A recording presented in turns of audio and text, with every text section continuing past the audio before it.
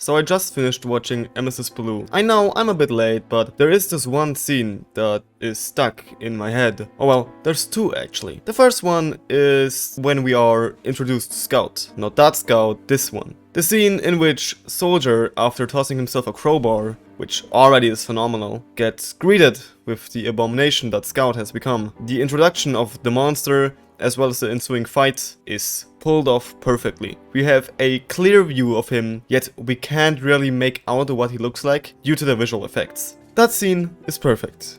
But that is not the one that I want to talk about. The scene I want to talk about is the one from inside Scout's home.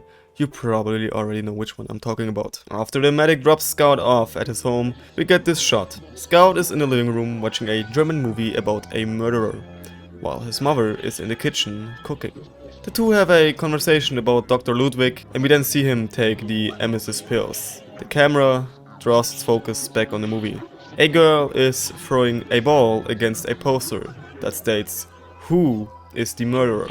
We then see a shadow of a man appear on the text, and let me just say, he has that obvious murderer voice accent in German. Scout's mom then calls out to him that dinner is ready, but they are both interrupted by a phone call. In this call, Scout's voice is played back to him, particularly clips of his conversation with the medic he just had. The last line is, "Hey Ma, I'm home." We then cut to a chessboard with a blue figure standing alone, being surrounded by king, queen and two rooks. These symbolize the Scout. Scout then turns his head. His eyes slowly widen as he realizes what he's looking at. Somebody starts whispering in the hall of the Mountain King. The camera then moves to the Scout's view, giving us, in my opinion, the scariest shot of the entire movie. Scout is looking towards the kitchen, where his mother was cooking not even a few seconds ago. Now, she's hiding behind the corner, only her head peeking out, staring at him. What really makes this scene impressive is how the lighting was used. The only thing we really can make out are the Scout's face and the front of his mother's face. Yet, her face is so dark that we cannot make out an expression. This completely falls into the uncanny valley. Things that look human, but have some details off. Her eyes are completely blacked out, and we can't make out anything below her nose. While we stare at her, she's completely still. She's not breathing, she's not moving.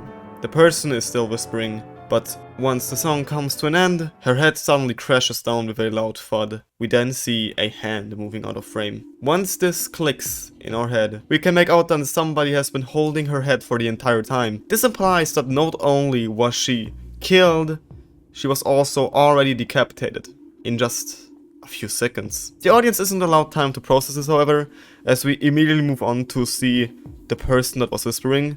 It's the Pyro, standing in the corner of the room, with only his mask and a bit of his body being illuminated. Notably, there is a shadow being cast on the wall right next to him. This is not the Pyro shadow, it is the person that just decapitated Scout's mom, as he's holding a fire axe.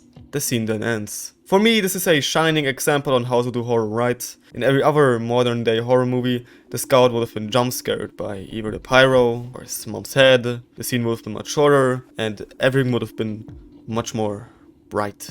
The way the scene just builds tension and then executes its payoff so quickly without a single jump cut or a loud noise, just leaving you alone in silence to process everything that you just witnessed, it's brilliant. Emesis Blue is a really good movie, and I think everyone should watch it.